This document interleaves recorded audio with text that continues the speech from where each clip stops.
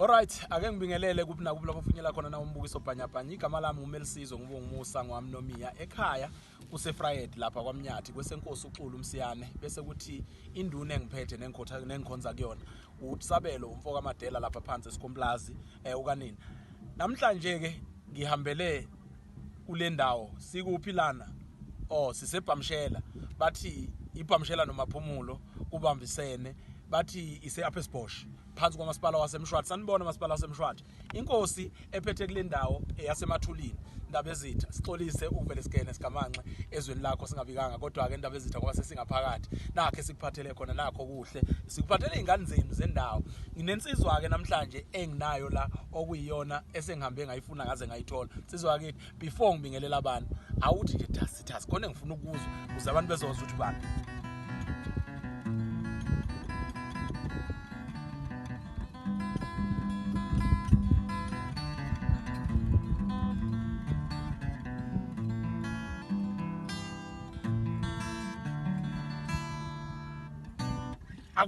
Siwona madoda uyizwela intambo ikhala esandleni ayikhali noma ikuphi ishayele lensizwa ngase ngithi cha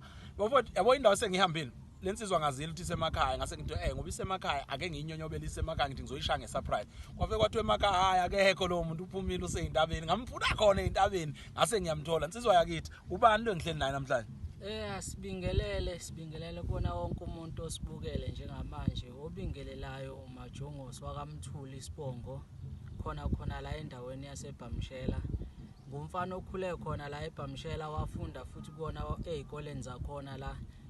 primary yami kube izwe linjani ngase ngiyokela emabangeni athi ukuthi ukuphakama eHigh School uNondenisa. Ikona la ngifunde khona engicabanga ukuthi nabo ibona abantu abangazi kangcono kakhulu.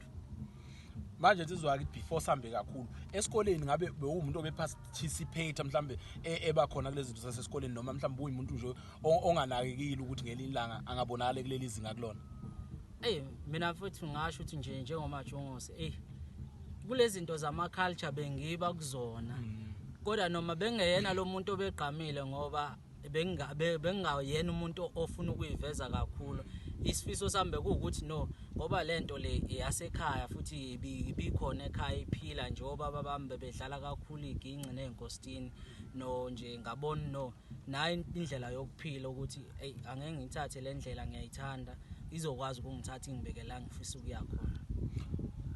Insizwa kusho ukuthi umculo iuqale nini kahle umculo njengoba namhlanje sesizwe emsakazweni emkhulu nje.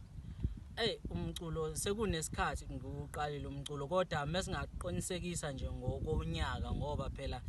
kukhona la ukuthi uyenza khona kungahlangani wenze ngahlangani ngeke sayibala yonke iminyaka kodwa nje la ngithe ngaqala ngenza into yami yathi ukubonakala kahle kangconywana ngathi kahle yavela kangconywana kubantu bakhomba ukube ithakasele 2020 lapha kwi-lockdown kunengoma engayikhipha lapha ethi sengifela lona loluthando ingampela loluthando onginikelayo okuyingoma leyo eyangenza nami ngabona ukuthi no lento engiyenza iyaphila futhi abantu bayayithanda kufune ngiyinikeze isikhathi sokuqhubeka nayo ngiphinde futhi ngibe namandla ngiyenze kakhulu kunalokho engenze kona ngoba nje ubona njengamanje sengila ngikhona angisho ukuthi ngiright la ngikhona kodwa isupport yabantu iyakhombisa ukuthi lento engiyenzayo inabo ukuya phambili. Mebe lokho beqhubeka bengisupporta beya phambili nami ngiyacela ukuthi bengisupport kakhulu ngoba angilutho ngaphandle kwabo yabo. Kulungile manje kusho ukuthi wena ukhiphile ngo2020 wasuphinda ngo2022 waba nawo wayikhipha umsebenzi.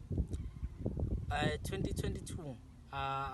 akwazange uba khona umsebenzi akwazange kwaba waba khona 2021. Okay yeah. Ngase 2021 kulapho la ngasizwa khona uMthobisi wakaMaphumulo wakhona futhi lawo makhelwane wami. Yeah. uMthobisi bake bembize ngosigameko ke ngenxa yeziki ukuthi cha kuyinsizwe enamandla kakhulu futhi esuthayo kuyiyona ke yangithatha yangifaka estudio yathi no mfana ngiyayizwa into yenzayo kodwa manje idinga isupport so wase ngisupporta wangirecordisa ialbum 2021 namanxeba enhliziyo ihloko sakhona. Yeah mfowethu. Okay manje sesilana ke sila esikhona 2023 siuzwile umsebenzi wakho mama 2023 leyo ngithi 2020 23 noma 22 Oh. 22 kwaba i-EP engayirekoda le Mzimkhulu isihloko sayo sasithi noma bengathini yayinengoma ezu3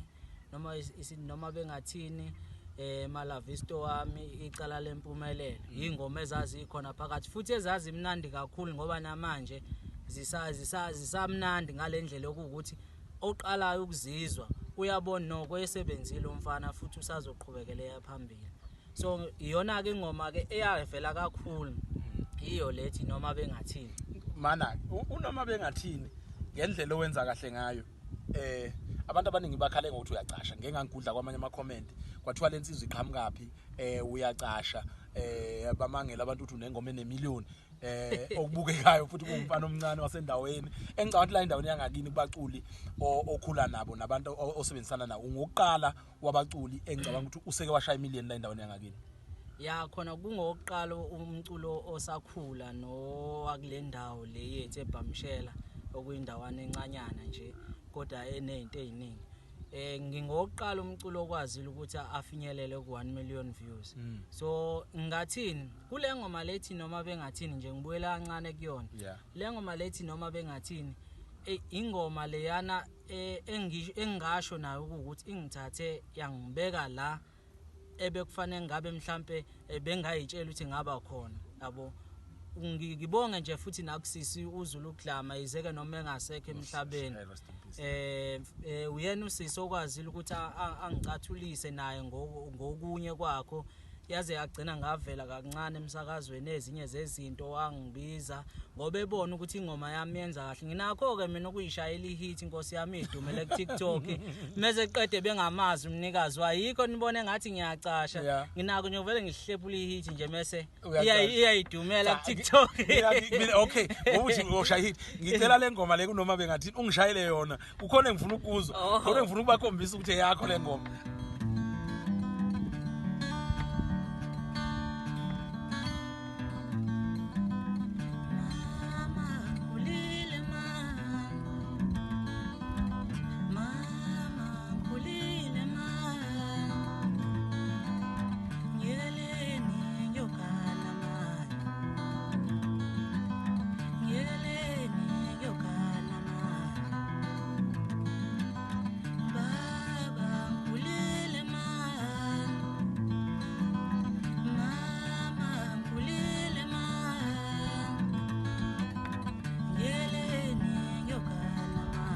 so lapho webhuti yabo mengakuchazela ngale ngoma yize phela kuyingoma noma engangithinti kakhulu mina njengomuntu wesilisa kube khona lento ukuthi yabona ukuthi intombazane isimtholile umuntu iphazamise zisheli ngapha nangapha manje izama ukuyichazela ukuthi mama ngikhulile manje